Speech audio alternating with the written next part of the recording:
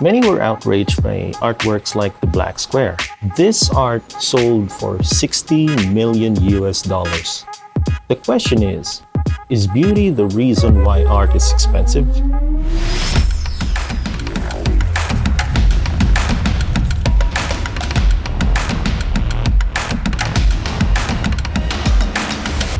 Hey, Hans here. Okay, so many of you may already know me from my previous videos about art and content creation.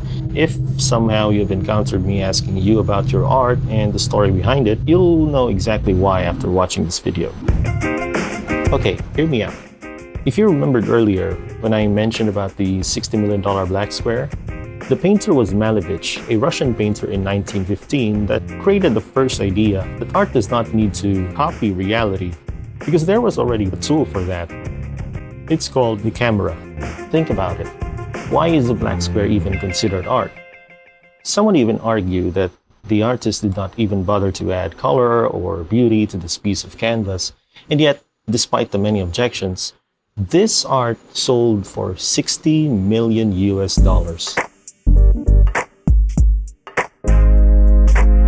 Malevich thought that the artist was free to depict the world in any way he or she wanted to, and that the artist should not be limited in reality and how an object was supposed to look like and all that. To Malevich, art is freedom, and the mere act of constraining art into what we see as reality, such as trees or nature, is in fact the opposite of freedom. If you don't know Malevich, don't fret, because you'll probably be familiar with his created styles. In fact, Malevich was the pioneer in abstract art, and he also had contributions that led to the following art styles: Impressionism in 1904, Pointillism in 1907, Symbolism in the same year, that is 1907, Post-Impressionism in 1908, Fauvism in 1911, and Cubism in 1913. After 20 years, in 1933, he created Neoclassicism with his painting, The Worker, and in the following year, he also made a portrait of a lady. He even invented his own school of art called Suprematism. Malevich alone is an astounding icon in art history and world antiquity. But the story of the Black Square doesn't stop there. The Malevich narrative is only half of why art critics behold such value. How the painting was created in the first place gets even more interesting. 2 years before the Black Square, 1913 to be exact, Malevich was tasked to work on murals for an opera that was named Victory Over the Sun. He collaborated with 3 other Russian artists who were part of the opera.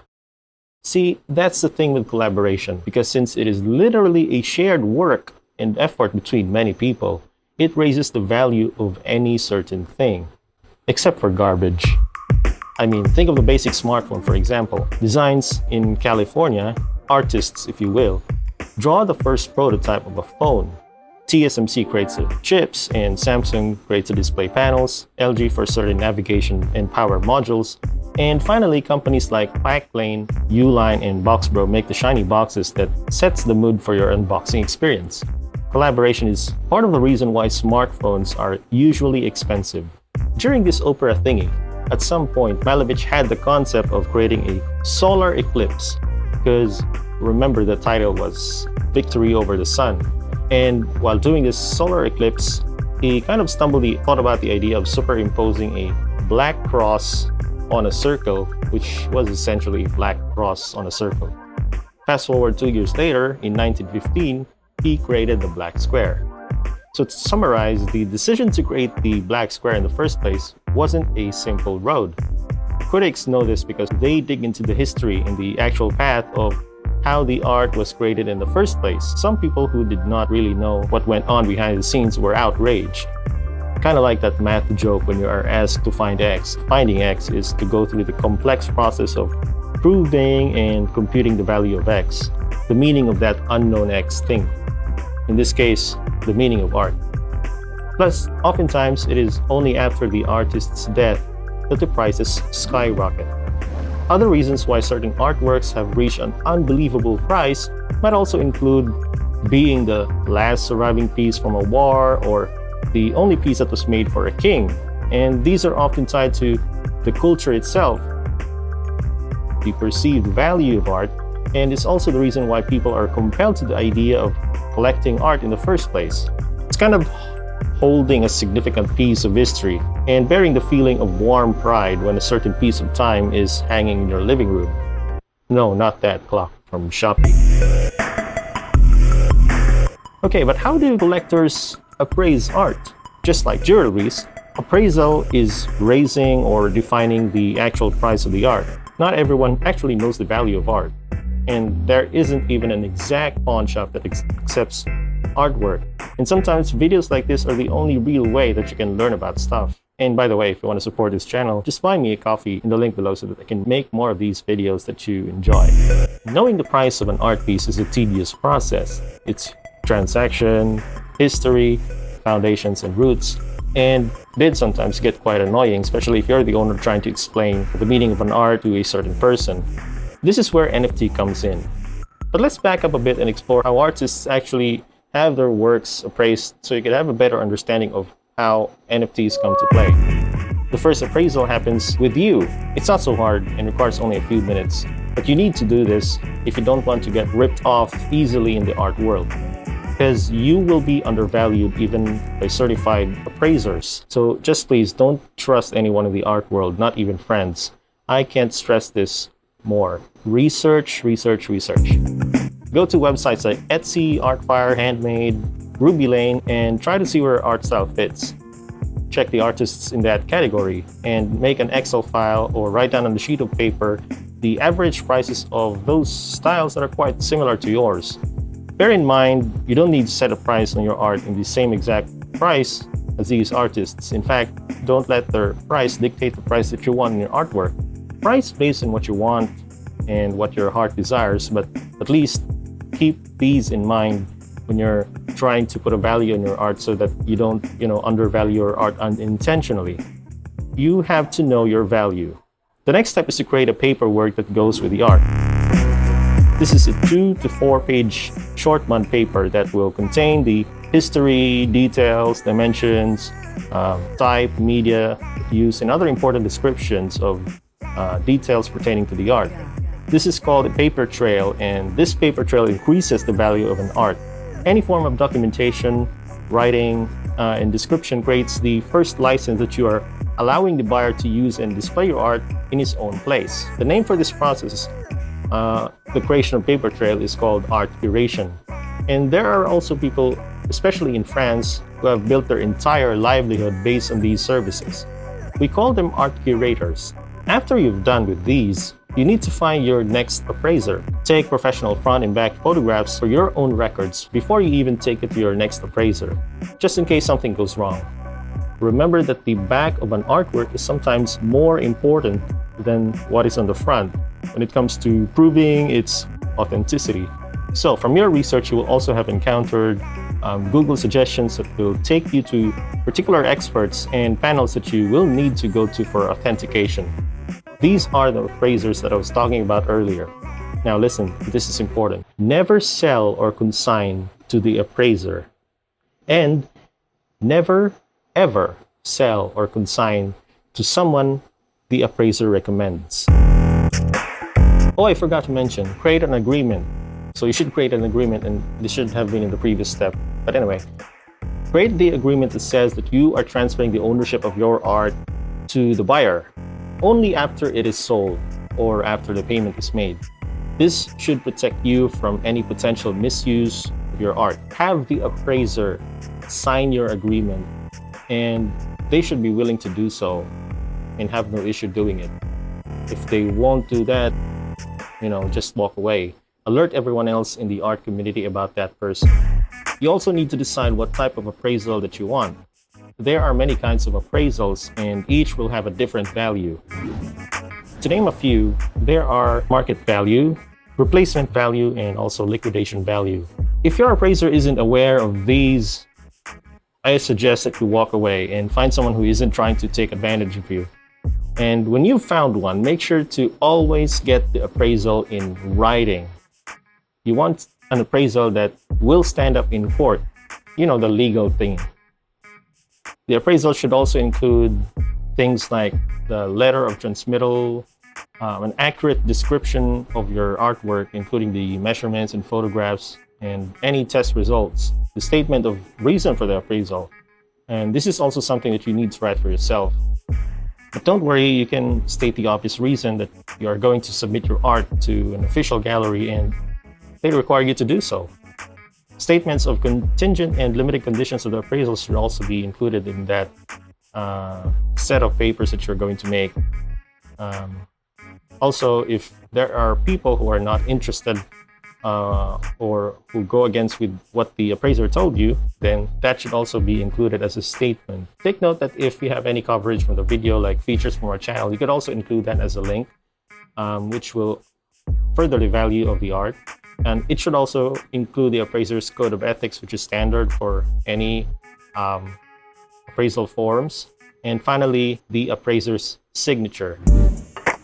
Now that you've appraised your artwork and gotten the necessary signature from the certified appraiser, you can then submit your arts or crafts to a nearby gallery or host of your own auction. Or you can also, create your own auction yourself. Just a tip though, galleries can be quite dangerous if they charge huge commissions like 80 to 90% for artists, because they will milk artists for money in whatever way they can. And that is why many artists are poor. Not everyone, but many. Some galleries might even arrange for a workshop where the artist is encouraged to pay a certain fee, make activities like paint this and paint that, and the auction house collects these works of the artists and they sell it to a different auction house. That's how they make a lot of money. I personally would not work with a gallery that charges more than 30% commission. To me, for true art to bloom, it's essential for the artist to not become an employee of the gallery. The artist must build his own group of collectors. I'm going to talk about the new way of selling art in a moment, but if you need a break, you can pause this video. Okay, moving on. NFT is a new way of embedding the entire history and value roots to a ledger that's easily accessible through one click. I repeat, just one click. NFT is the auction house of the digital age. NFT solves the trust problem and is currently a new way of turning art into the currency of the internet, appraising its value without the need to sending it to art galleries and expensive fees, wasting time, waiting for buyers, time that you could use to create more art. And when we're talking about new tech stuff, we're also addressing a massive change in the dynamics of how things used to be. In this case, how art used to be. This might be a problem with a few people, especially those who aren't that much into technology. We're here to bridge the gap. Well, temporarily, as we try to educate more and more kids to grow up with NFT as a default system that they can use. Here at NFT Core, we curate your artworks for free, and we also feature the top artwork submissions so that buyers and collectors can easily know the price of your art piece, which could help in increasing its price. We also create episodes like this, where you can learn more about the process of selling art, tips about curation, and also how to target certain NFT exchanges that are highly recommended by the community of NFT content creators. You can also follow our tips on creating your own path, or you can simply drop a photo of your art while we take care of the rest. We don't own your art, and your signature stays with the artwork itself. We only take care of the licensing and curation and royalties that you will receive to ensure that you can focus on what really matters to you, the time to create more art. And that's the beauty of NFT. The royalties and earnings are automated, and we don't need to manually track each transaction because the system actually does that. It's run on the cryptocurrency network called Ethereum. And if you want to know more about NFT, I highly recommend this channel right here, which I'll link below.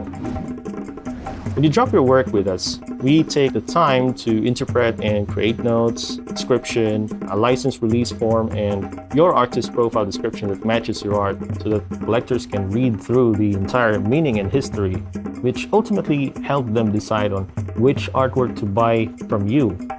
We do all this for free, but if you make a sale, please support and donate something to this channel, even for as little as a Starbucks coffee, so that I can continue making videos like this, or maybe I can even host a competition with a good grand prize amounting from your donations. let me introduce you to Spreadshop, the first free print-on-demand service in the internet.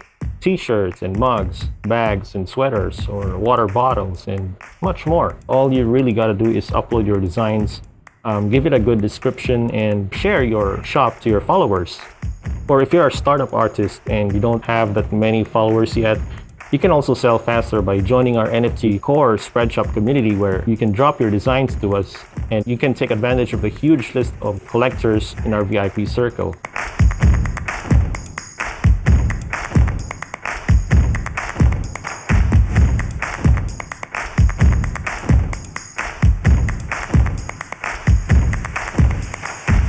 Okay, so did you like this video?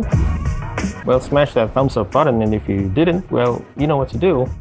Either way, comment down your folio so that I can check it out, and let me know your thoughts if there was anything I missed out or forgot to mention, and consider supporting this channel by hitting that subscribe button so that you don't miss out on my future updates here at NFT Core. Peace.